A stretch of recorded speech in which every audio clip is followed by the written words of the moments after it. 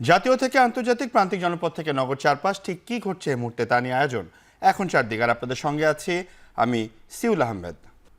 চট্টগ্রামে আইনজীবী সাইফুল ইসলাম হত্যার ঘটনায় প্রধান আসামি চন্দন দাসকে 7 দিনের রিমান্ড দিয়েছেন আদালত। একই সঙ্গে আরেক আসামি রিপন দাসকে 5 দিনের রিমান্ড দেওয়া হয়েছে।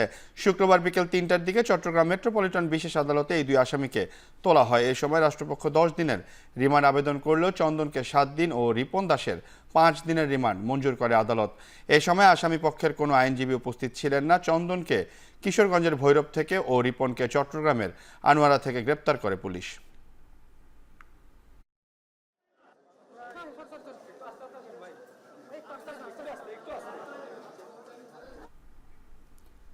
ভারতের আগরতলায় সহকারী হাইকমিশনে হামলার প্রতিবাদ জানিয়ে স্মারকলিপি দিয়েছে ইনকিলাব মঞ্চ।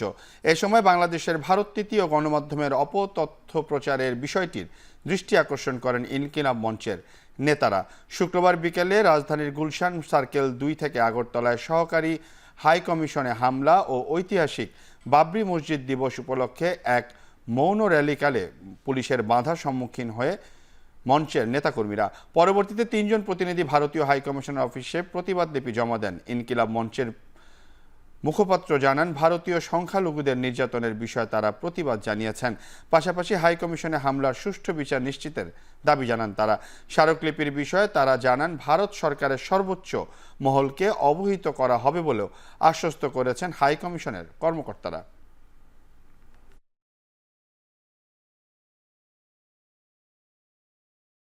এক শতাব্দীতে কোন ধর্মীয় উপাসনালয় উদযাপন করে রাষ্ট্রের মদতে, রাজনৈতিক দলের মদতে ভাঙা হয়েছে গত 100 বছরে পৃথিবীর ইতিহাসে এরকম নাই। দ্বিতীয় বিশ্বযুদ্ধে নাজিরা যখন আক্রমণ করেছে, তারাও এরকম কোন উপাসনালয় হামলা করে ধ্বংস করেছে এর কোন নজির নাই, যেটা ভারত করেছে 1992 সালে।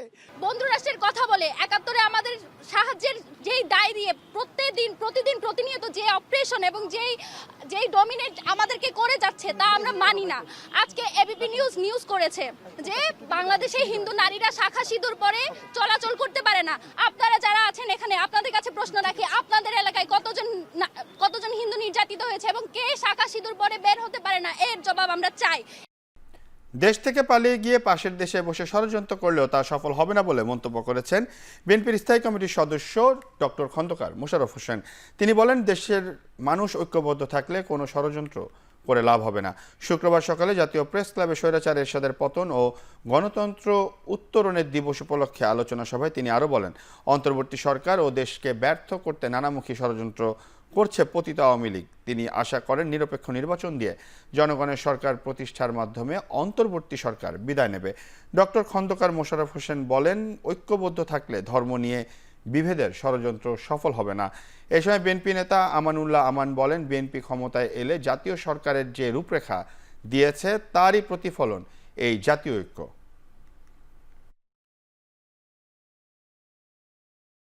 অবৈধভাবে একটি দেশে আছে, সেখান থেকে তারা ষড়যন্ত্র করবে, এটা আমরা অবিশ্বাস করি না। কেননা তারা চেষ্টা করবে, তারা পতিত একটি স্বৈরাচারী সরকার, তারা চেষ্টা করবে বাংলাদেশে একটা অশান্তি সৃষ্টির জন্য। যত দ্রুত সম্ভব এই সকল ক্ষেত্রে সংস্কার করে, বিশেষ করে সবচেয়ে গুরুত্বপূর্ণ এবং অগ্রাধিকার হওয়া উচিত নির্বাচনের ক্ষেত্রে, নির্বাচনের পদ্ধতির ক্ষেত্রে যথাসম্ভব দ্রুত সংস্কার সাধন করা এবং নির্বাচনের একটি রোডম্যাপ দেওয়া। আধিপত্য কায়েম করতে শেখ হাসিনার পতনের পর ভারত বাংলাদেশের বিরুদ্ধে উঠে পড়ে লেগেছে বলে মন্তব্য করেছেন বিএনপির সিনিয়র যুগ্ম মহাসচিব রুহুল কবির রিজভী। শুক্রবার দুপুরে গুলশানে বিএনপির এক অনুষ্ঠানে তিনি মন্তব্য করেন। শুক্রবার দুপুরে গুলশান 2 গোল চত্বরে বিএনপির এক অনুষ্ঠানে তিনি এ অভিযোগ করেন। এ সময় তিনি বলেন, বড় ভাই সুলভ আচরণের কারণে কোনো প্রতিবেশীর সঙ্গে ভারতের সম্পর্ক ভালো নয়। তিনি আরও বলেন, ভারত যদি তার আচরণ পরিবর্তন না করে তাহলে আগামীতে তাদের সাথে বাণিজ্যিক সম্পর্ক থাকবে কিনা সেটি বিবেচনা করবে বাংলাদেশের মানুষ।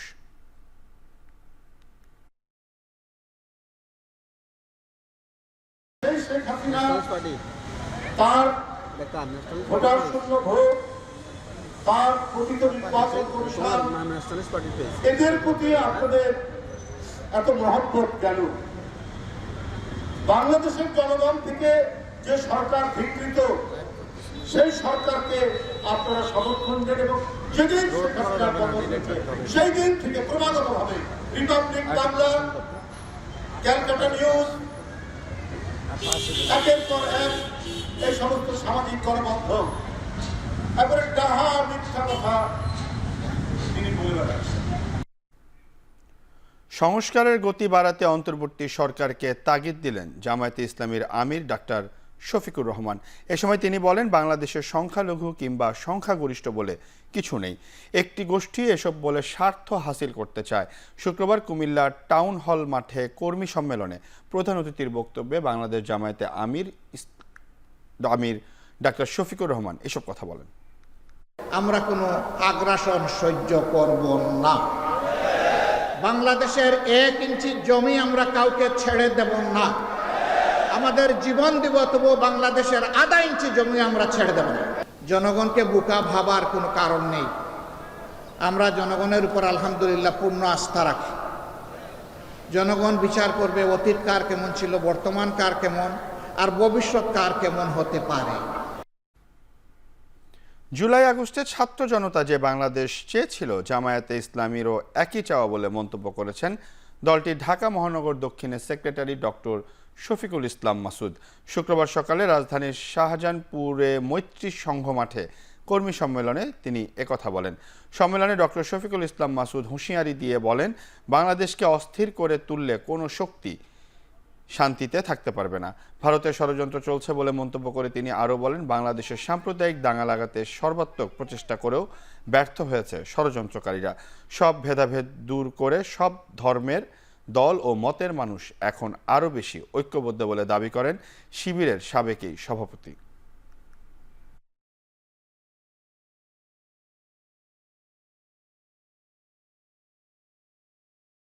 এদেশের 18 কোটি মানুষ আপনাদেরকে জানিয়ে দিচ্ছে, কান খুলে শুনে রাখুন, বাংলাদেশকে স্তব্ধ এবং অস্থির করে এই পৃথিবীর কেউ ভালো থাকতে পারবেন না। আমাদেরকে অস্থির করলে আপনারা অস্থির হবেন, আমাদেরকে উত্তপ্ত করলে আপনারা উত্তপ্ত হতে বাধ্য হবেন, আমাদেরকে রাজপথে নামতে বাধ্য করলে আপনারাও শান্তিতে থাকতে পারবেন না। দেশ থেকে স্বৈরাচারের পতন হলেও ফ্যাসিবাদের প্রেতাত্মারা বাংলাদেশে এখনও বিরাজ করছে বলে মন্তব্য করেছেন বিএনপির প্রচার সম্পাদক সুলতান সালাউদ্দিন টুকু। শুক্রবার দুপুরে টাঙ্গাইল জেলা বিএনপির সাবেক সহসভাপতি শামসুল হকের মৃত্যুবার্ষিকী উপলক্ষে আয়োজিত স্মরণ সভায় একথা বলেন তিনি। জানান, ফ্যাসিবাদের দোসররা বিএনপির সাথে ঢুকে সুযোগ খুঁজছে, তাই শুধুমাত্র দল ভারী করার জন্য যাকে তাকে আশ্রয় না দেওয়ার বিষয়ে সতর্ক করেন দলীয় নেতাকর্মীদের। এ সময় সবাইকে ঐক্যবদ্ধ থাকার আহ্বান জানিয়ে বলেন, গণতন্ত্রের পূর্ণ বিজয় এখনও অর্জন হয়নি, তাই আরেকটি নির্বাচনের মাধ্যমে ভোটের অধিকার প্রতিষ্ঠিত হলে গণতন্ত্রের মূল বিজয় অর্জিত হবে। জুলাই আগস্ট আন্দোলনে শিক্ষার্থীরা যে বাংলাদেশ চেয়েছে, জামায়াতে ইসলামীও সেই বাংলাদেশ চায়। গণঅভ্যুত্থানে যে ঐক্য তৈরি হয়েছিল ফ্যাসিস্টের ষড়যন্ত্রে, তা আরও দৃঢ় হয়েছে বলে মন্তব্য করেন শিবিরের সাবেক সভাপতি ডাক্তার শফিকুল ইসলাম মাসুদ। শুক্রবার সকালে রাজধানীর শাহজাহানপুরের মৈত্রী সংঘ মাঠে কর্মী সম্মেলনে একথা বলেন তিনি।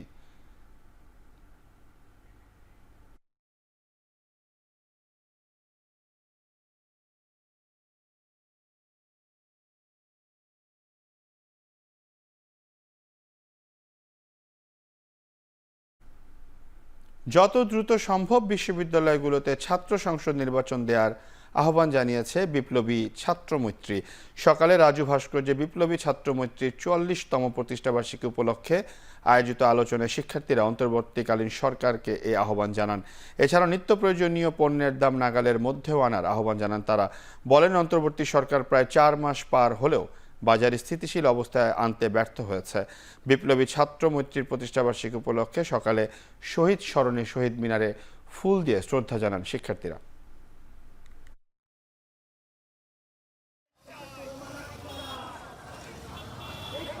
শহীদ হয়েছেন গণতান্ত্রিক আন্দোলন সংগ্রামে তো হাজারো শহীদদেরকে আমরা দাবি জানাই দ্রুততম সময়ের মধ্যে।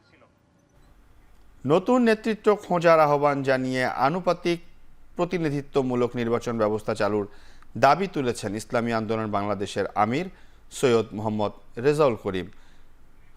শুক্রবার সকালে রাজধানীর সোহরাওয়ার্দী উদ্যানের মুক্তমঞ্চে ইসলামী ছাত্র আন্দোলন বাংলাদেশের কেন্দ্রীয় সম্মেলনে প্রধান অতিথির বক্তব্যে তিনি একথা বলেন। তিনি বলেন, অন্তর্বর্তী সরকারের চতুর্দিকে শত্রু, সংস্কার না করে ক্ষমতায় যাওয়ার জন্য পাগল হয়েছে একদল।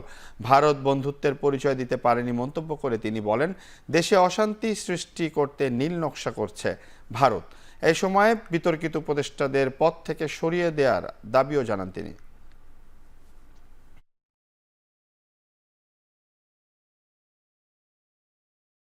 আজকে পিআর সিস্টেমের মাধ্যমেই এই দেশে জাতীয় একটা সরকার গঠন হবে এবং এর মাধ্যমেই বাংলাদেশে আমরা সবাই একত্রিত হয়ে সুন্দর দেশ গড়ার একটা প্রক্রিয়া তৈরি হবে।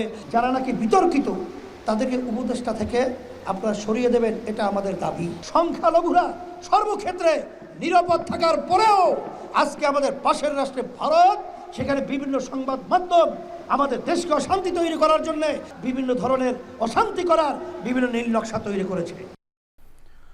কর্ণফুলী টানেলের মতো একাধিক বড় প্রকল্প খতিয়ে দেখা গেছে, এসব প্রকল্প হাতে নেয়ার আগে সেখান থেকে রাজস্ব কতটা আসবে তা বিবেচনায় নেওয়া হয়নি, এমন মন্তব্য করেছেন বিদ্যুৎ, জ্বালানি ও খনিজ সম্পদ এবং সড়ক পরিবহন ও সেতু বিভাগের উপদেষ্টা ফাউজুল কবির খান। শুক্রবার সকালে সাউথ ইস্ট বিশ্ববিদ্যালয়ে HR কনভেনশনে উপদেষ্টা বলেন, এসব প্রকল্পে রাজস্ব আয়ের চেয়ে অপচয় বেশি হচ্ছে। শুক্রবার সকালে সাউথ ইস্ট বিশ্ববিদ্যালয়ে HR কনভেনশনে উপদেষ্টা বলেন, এসব প্রকল্পে রাজস্ব আয়ের চেয়ে অপচয় বেশি হচ্ছে। এসব প্রকল্পের সঙ্গে সম্পৃক্ত ছিল বলেই দুর্নীতি হয়েছে মন্তব্য করে তিনি বলেন, প্রকল্প নেওয়ার আগে তার আয় ব্যয় হিসাব করা উচিত। দেশের সকল সেক্টরে হিউম্যান রিসোর্স কম রয়েছে। সাধারণ চাকরির জন্য বিদেশ থেকে লোক নিয়োগ দেওয়া হবে না, শুধু বড় পদের জন্য বিবেচনা করা হবে বিদেশি ও অভিজ্ঞদের নিয়োগের ক্ষেত্রে বলে তিনি জানান। এবার যদি আমরা ফেল করি, তাহলে কিন্তু আরো অনেক বড় বিদ্রোহ হবে। আমি কিন্তু অনেকে মনে করে এটা একটা ওয়ান টাইম এপিসোড, এটা কিন্তু ওয়ান টাইম এপিসোড। আমি গ্রামে যাই, ইয়েতে যাই, ফিল্ডে যাই, জেলা শহরে যাই, ওখানে মানুষের আমি এটা বুঝতে পারি, মানুষের মধ্যে কিন্তু খুব এখনো পূর্ণ মাত্রায় দিতে পারে। ছাত্ররা এসে যদি আমাদের এই অবস্থা হয়, যদি আর কালকে কৃষক মাঠে নামে, যদি কালকে শ্রমিক মাঠে নামে,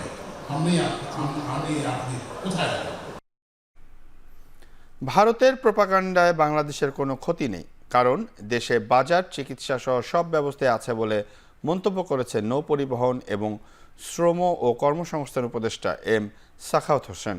শুক্রবার দুপুরে বেনাপোল বন্দর পরিদর্শনকালে এমন মন্তব্য করেন উপদেষ্টা। এ সময় সাম্প্রতিক বিষয়ে জানান, বাংলাদেশ থেকে বিপুল সংখ্যক মানুষ ভারতে যায়। এখাত থেকে অর্থনৈতিকভাবে ভারত লাভবান হয়, তবে তারা না চাইলে বাংলাদেশিরা যাবে না।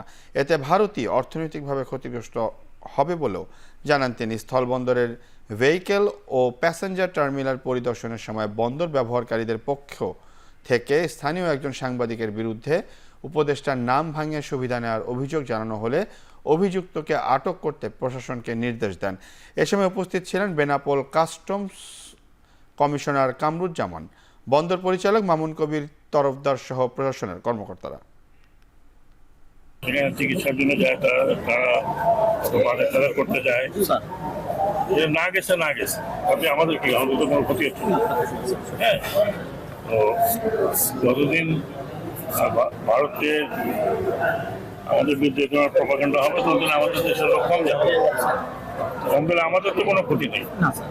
আমাদের এখানে চিকিৎসাও আছে, আমাদের এখানে বাজারও আছে, সবই আছে। এখন এটা তাদের ব্যাপার। পঞ্চগড়ের মোমিনপাড়া সীমান্তে BSF-এর গুলিতে আনোয়ার হোসেন নামে এক বাংলাদেশির মৃত্যুর অভিযোগ উঠেছে। ভোরে নীলফামারীর 56 বিজিবি ব্যাটালিয়নের আওতাধীন পঞ্চগড় সদরের মোমিনপাড়া সীমান্তে এ ঘটনা ঘটে। নিহত আনোয়ার তেঁতুলিয়ার দেবনগর ইউনিয়নের বাসিন্দা। বিজিবি জানায়, বৃহস্পতিবার গভীর রাতে আনোয়ার হোসেন সহ বেশ কয়েকজন ভারতে গরু আনতে যায়। শুক্রবার ভোরে ফেরার সময় ভারতের চানাকিয়া BSF ক্যাম্পের সদস্যরা তাদের লক্ষ্য করে 4 রাউন্ড গুলি ছোড়ে। এ সময় মৃত্যু হয় আনোয়ারের। পরে BSF সদস্যরা তার মরদেহ নো ম্যানস ল্যান্ডে ফেলে রাখে। সীমান্তে হত্যার ঘটনায় নিন্দা জানিয়েছে বিজিবি। পতাকা বৈঠকের মাধ্যমে মরদেহ ফেরত আনার প্রক্রিয়া চলছে।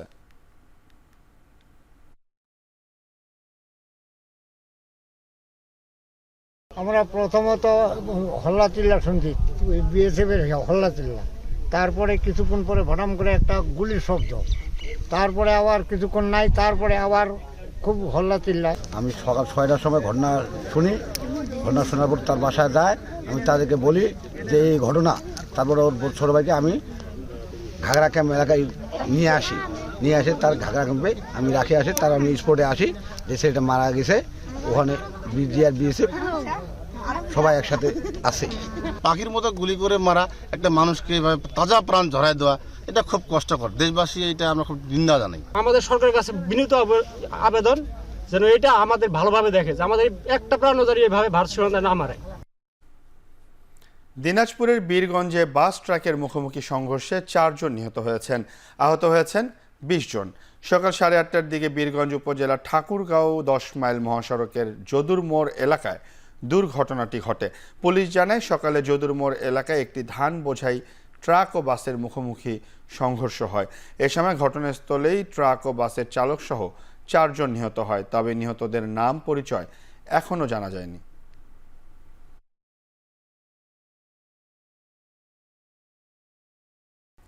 চট্টগ্রাম নগরের জিইসি কনভেনশন হলে চলছে 6 দিনের ফার্নিচার মেলা। এতে অংশ নিয়েছে 28টি প্রতিষ্ঠান। এ নিয়ে আরও জানাতে সেখান থেকে যুক্ত হচ্ছেন শোয়েব রহমান। শোয়েব, মেলায় ক্রেতাদের ভিড় কেমন? মেলা উপলক্ষে বিশেষ ছাড় বা অফার কি রয়েছে?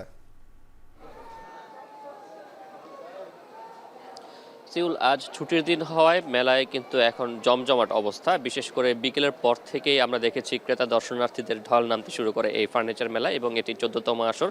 গেল 14 বছর ধরেই কিন্তু এটি নিয়মিতভাবে আয়োজিত হয়ে আসছে, যে কারণে ক্রেতা দর্শনার্থীরা কিন্তু এই মেলা সম্পর্কে অবগত।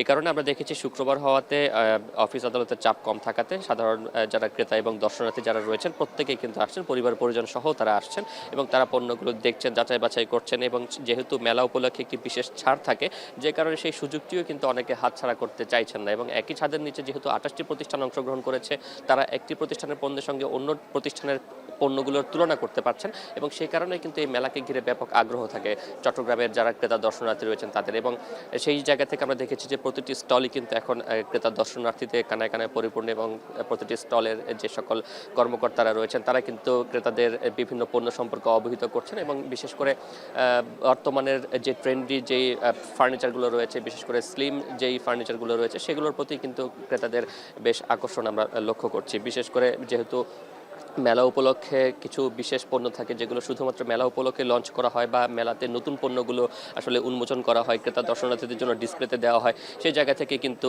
আসলে ক্রেতা দর্শনার্থীরা মেলাকে কেন্দ্র করে বেশ অনেকটা আগ্রহী হয়ে থাকেন। এবং এখন আপনি যেই সোফা সেটটি দেখেছেন, এগুলোও কিন্তু মেলা উপলক্ষে নতুন এসেছে, এবং এই সোফা সেটগুলো কিন্তু 90,000 টাকার দাম নির্ধারণ করা হয়েছে, এবং তার উপরেও কিন্তু ডিসকাউন্ট রয়েছে। এবং সেটি মেহগনি কাঠের তৈরি একটি সোফা সেট, এবং মেহগনি কাঠের সাথে এখানে কটন যেই ফেব্রিক্স রয়েছে, সেই কটন ফেব্রিক্সের সমন্বয়ে এই পণ্যটি তৈরি করা হয়েছে। একটি সেন্টার টেবিলও রয়েছে, সেই সেন্টার টেবিলের দাম নির্ধারণ করা হয়েছে 18,900 টাকা, এবং এর বাইরে এটির উপরেও কিন্তু 20% পর্যন্ত ডিসকাউন্ট রয়েছে। প্রতিষ্ঠান ভেদে আমরা দেখেছি 5 থেকে 25% পর্যন্ত ডিসকাউন্ট দেওয়া হয়েছে। এবং একই সাথে এখানে পণ্যগুলো কেউ অর্ডার করে গেলে তার বাসায় হোম ডেলিভারি দেওয়ার সুযোগও কিন্তু রয়েছে। এবং যেহেতু বাংলাদেশ ফার্নিচার শিল্পে ধীরে ধীরে উন্নতি করছে, এবং এই খাত একটা সময় আমদানি নির্ভর থাকলেও এখন কিন্তু সেখান থেকে রপ্তানি করে বৈদেশিক মুদ্রা অর্জন করছে এই শিল্পটি। সেই জায়গা থেকে নিজেদের যে পণ্যগুলো আধুনিক নান্দনিকতার ছোঁয়ায় যে পণ্যগুলো তৈরি হচ্ছে, সেগুলো সম্পর্কে ক্রেতা সাধারণকে অবহিত করার জন্যই মূলত এই মেলাটি আয়োজন করা হয়ে থাকে, যেখানে এসে ক্রেতা সাধারণ যারা রয়েছেন তারা পণ্যগুলো সম্পর্কে আসলে তথ্য সংগ্রহ থেকে শুরু করে তারা বিভিন্ন প্রতিষ্ঠানের পণ্য দেখে নিজেদের পছন্দসই পণ্যটি তারা কিন্তু সংগ্রহ করতে পারেন। এবং ফার্নিচার যেহেতু একটি বাসার আভিজাত্যকে বাড়িয়ে দেয় বহুগুণে, এবং সেই সাথে এটির সাথে মানুষের রুচিশীলতার বিষয়টিও জড়িত, যেই কারণে আমরা দেখেছি ক্রেতারা ঘুরছেন, দেখছেন, প্রায় প্রতিটি স্টলে কিন্তু তারা যাচ্ছেন, তারা কর্মকর্তাদের সাথে কথা বলছেন, সেই পণ্যটির খুঁটিনাটি বিষয়গুলো জানার চেষ্টা করছেন। কারণ এই পণ্যগুলো কিন্তু মানুষ আসলে প্রতি বছরই কেনে না,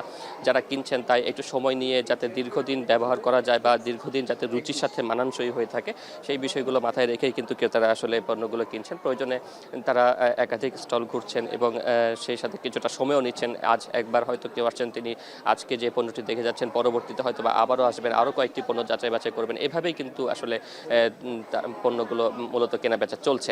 এবং সবকিছু মিলে যেটি বলতে পারি যে শুক্রবার ছুটির দিন হওয়াতে আজ বেচা বিক্রির সাথে সাথে ক্রেতা দর্শনার্থীদের ব্যাপক ভিড় লক্ষ্য করা যাচ্ছে এবং মেলা 9 তারিখ পর্যন্ত চলবে। এবং এই 9 তারিখ পর্যন্তই কিন্তু আসলে যে 5 থেকে 25% ডিসকাউন্টে পণ্য সংগ্রহের যে সুযোগ, সেটি কিন্তু ক্রেতা দর্শনার্থীরা নিতে পারছেন। এবং সবকিছু মিলিয়ে যদি বলি যে মেলা মোটামুটি এখন পুরোটা জমে উঠেছে বলা যায়। সিউন। চট্টগ্রাম নগরীর জেএসসি কনভেনশন হলে চলছিল 6 দিনের ফার্নিচার মেলা। সেখান থেকে বিস্তারিত জানাচ্ছিলেন সহকর্মী শোয়েব রহমান। দেশের চিকিৎসা প্রযুক্তিতে নিত্য নতুন উদ্ভাবনের লক্ষ্যে তৃতীয়বারের মতো স্বাস্থ্যসেবা ও মেডিকেল সরঞ্জাম প্রদর্শনী মেলা শুরু হয়েছে।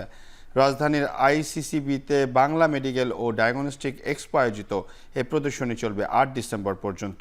প্রদর্শনীতে 150টির বেশি স্টল রয়েছে। আয়োজকেরা জানায় হাসপাতাল, ডাক্তার, প্যাথোলজিস্ট, বিজ্ঞানী, ডিলার, ডিস্ট্রিবিউটর, আমদানিকারক, খুচরা বিক্রেতা এবং অন্যান্য ক্রেতা গোষ্ঠীকে সংযুক্ত করবে এই প্রদর্শনী।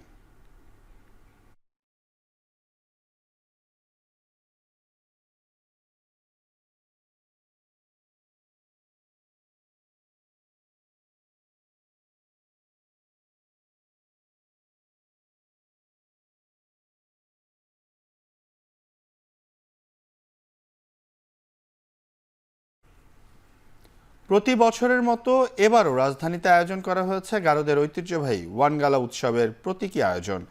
রাজধানীর Lalmatia housing society school and college মাঠে ওয়ানগালা উৎসবে অংশ নেন ঢাকায় বসবাসরত গারো জনগোষ্ঠী।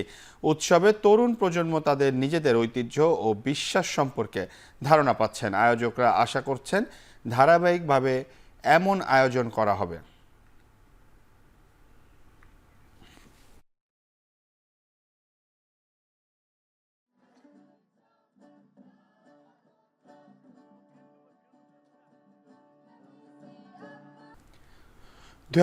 সালে মেয়াদ পূর্ণ হওয়া পর্যন্ত ক্ষমতায় থাকার ঘোষণা দিয়েছেন ফরাসি প্রেসিডেন্ট ইমানুয়েল ম্যাক্রো। বৃহস্পতিবার জাতির উদ্দেশ্যে দেয়া ভাষণে তিনি জানান 2025 সালের বাজেট প্রণয়ন করাই বর্তমান সরকারের প্রধান লক্ষ্য। ফলে শিগগিরই ঘোষণা করা হবে নতুন প্রধানমন্ত্রীর নাম। প্রধানমন্ত্রী মিশেল বার্নিয়ারের সরকার পতনের জন্য কট্টর ডান ও বামপন্থী দলগুলোকে দায়ী করেছেন ফরাসি প্রেসিডেন্ট। এদিকে মিশেল বার্নিয়ারের পদত্যাগপত্র গ্রহণ করেছেন ম্যাক্রো। তবে নতুন সরকার গঠন না হওয়া পর্যন্ত বার্নিয়ারের সরকার চালিয়ে যাবার নির্দেশনা দেওয়া হয়েছে। 10 মিনিটের টেলিভিশন ভাষণে ম্যাক্রো বলেন, নতুন সরকারে বিভিন্ন দলের প্রতিনিধিত্ব থাকবে।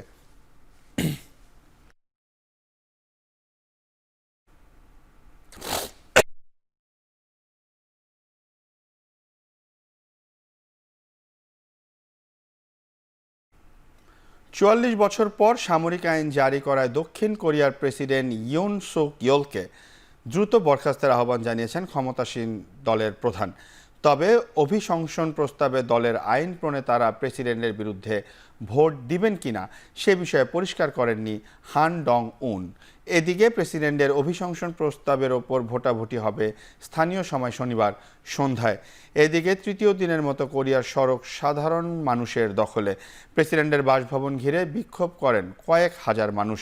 ইয়োলকে অপসারণে আইন প্রণেতাদের ঐক্যবদ্ধ হতে পার্লামেন্টের সামনে মানববন্ধন করা হয়।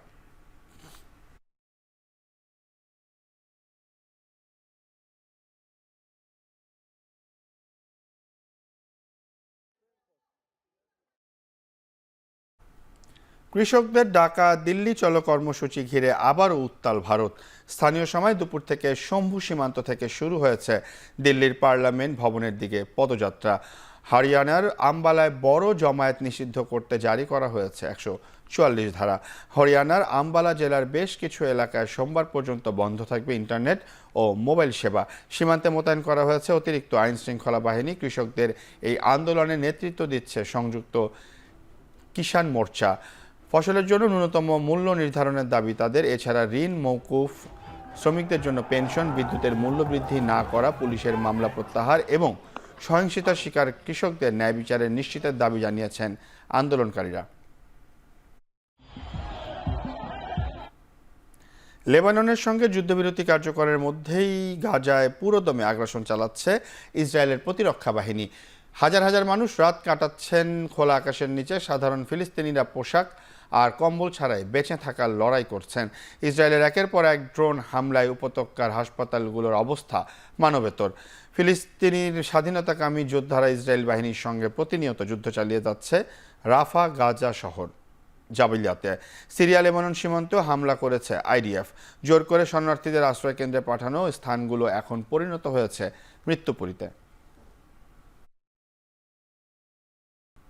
যুক্তরাষ্ট্রের ক্যালিফোর্নিয়ায় 7 মাত্রার ভূমিকম্পের পর সুনামি সতর্কতা জারি করা হলেও পরবর্তীতে সেটি তুলে নেওয়া হয়েছে। ভূমিকম্পের পর ক্যালিফোর্নিয়া আর ওরেগনের 47 লাখ মানুষের জন্য সুনামি সতর্কতা জারি করা হয়েছিল। এই ভূমিকম্পের উৎপত্তিস্থল ছিল ক্যালিফোর্নিয়া উপকূলের উত্তরাঞ্চলের ফার্নান্দল শহরের 39 কিলোমিটার পশ্চিমে। এই ভূমিকম্পে কোনো হতাহতের খবর পাওয়া যায়নি। বিশ্বের দরিদ্র দেশগুলোর জন্য $10,000 কোটি সহায়তা ঘোষণা দিয়েছে বিশ্বব্যাংক, যা এ যাবৎকালের রেকর্ড।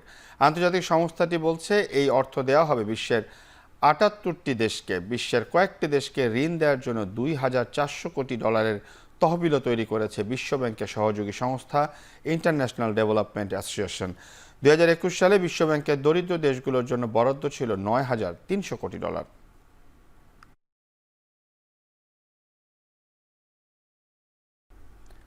টাঙ্গাইল সদর উপজেলার কাকুয়ার গ্রামে অনুষ্ঠিত হচ্ছে ঐতিহ্যবাহী হাডুডু খেলার ফাইনাল ম্যাচ। প্রায় হারিয়ে যেতে বসা এই খেলাকে ঘিরে বিরাজ করছে উৎসবমুখর পরিবেশ।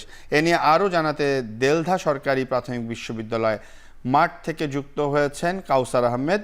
কাউসার, হাডুডু খেলাকে ঘিরে দর্শনার্থীর ভিড় কেমন দেখছেন?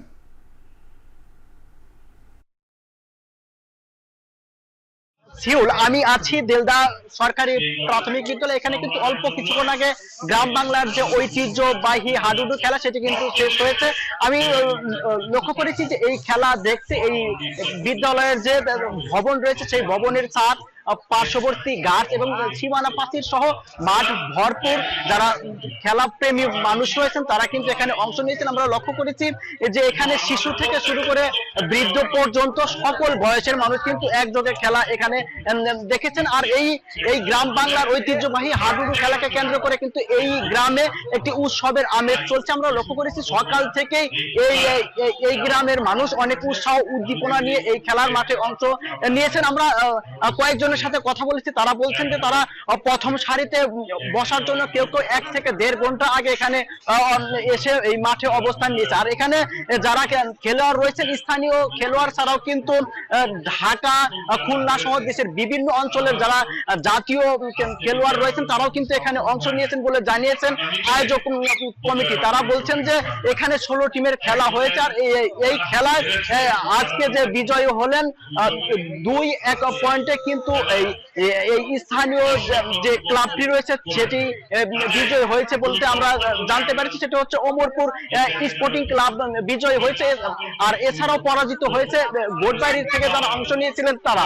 আর এখানে যারা খেলাপ্রেমী মানুষ রয়েছেন তারা বলছেন যে এই গ্রাম বাংলার ঐতিহ্যবাহী খেলা যদি টিকিয়ে রাখা যায় তাহলে এই বর্তমান যারা শিক্ষার্থী রয়েছে তারা কিন্তু এই মুঠোফোন বা মাদক বা সন্ত্রাসে জড়িয়ে যাচ্ছে। তো গ্রামীণ খেলাধুলাগুলো যদি আবার চালু হয় তবে তাহলে কিন্তু মাদক ও সন্ত্রাস সমাজ থেকে দূর করা সম্ভব হবে। তো এই ছিল আমার কাছে গ্রাম বাংলার ঐতিহ্যবাহী হাডুডু খেলার সবশেষ তথ্য। সিউল। টাঙ্গাইল সদর উপজেলার কাকুয়ার গ্রামে অনুষ্ঠিত হচ্ছে ঐতিহ্যবাহী হাডুডু খেলা। সেখান থেকে সহকর্মী বিস্তারিত জানাচ্ছিলেন। 2025 সালে 32 দলের অংশগ্রহণে হবে ক্লাব বিশ্বকাপ। 15 জুন থেকে 13 জুলাই পর্যন্ত যুক্তরাষ্ট্রের 12টি স্টেডিয়ামে হবে ক্লাব বিশ্বকাপের লড়াই। ইন্টার মায়ামি ও আফ্রিকান চ্যাম্পিয়ন আল আহলির ম্যাচ দিয়ে শুরু হবে ক্লাব বিশ্বকাপের আসর। 5 ডিসেম্বর মায়ামিতে অনুষ্ঠিত হয় টুর্নামেন্টের ড্র অনুষ্ঠান। পরিচালনা করেন বিশ্বকাপ জয়ী ইতালিয়ান গ্রেট আলসান্দ্রো দেল পিয়েরো। ড্রয়ের আগে ট্রফি উন্মোচন করেন ফিফা সভাপতি জেয়ান্তি ইনফানিস্তা ও ব্রাজিলিয়ান কিংবদন্তি রোনালদো নাজারিও। আয়োজন শুরুর আগে টুর্নামেন্টের জন্য শুভকামনা জানিয়ে বার্তা প্রদান করেন সদ্য নির্বাচিত আমেরিকান প্রেসিডেন্ট ডোনাল্ড ট্রাম্প।